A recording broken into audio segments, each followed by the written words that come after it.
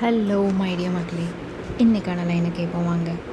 ஒரு பெண்ணை படிக்க வைப்பது ஒரு குடும்பத்தை படிக்க வைப்பதற்கு சமம்.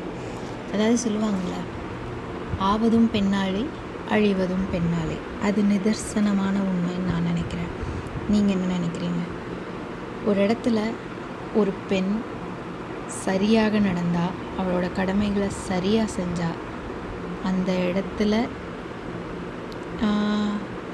நம்ம சூரிய வம்சம் படத்தில் தேவயானி அந்த கேரக்டர் கரெக்டாக செயல்படும் போது ஒரே பாட்டில் காமிப்பாங்க இல்லையா, அந்த மாதிரி தான் ஒரு பெண் சிந்தித்து செயல்பட்டால் குடும்பம் விருட்சமாகும்.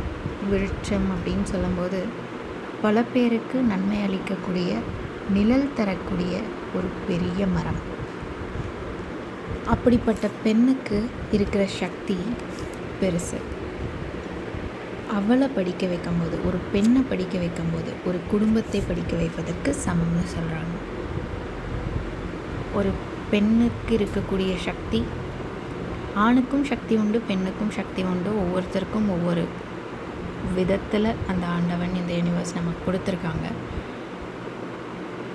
எல்லாத்த விட ஸ்ட்ராங்காக யார் இருக்க முடியும்னு கேட்டால், அந்த ஆண்டவன் படைத்த பெண்களால் இருக்க முடியும். நம்மளால் முடியாததுன்றது எதுவுமே கிடையாது. அந்த பவரை கரெக்டாக யூஸ் பண்ணலாம். சிந்தித்து செயல்படுவோம்.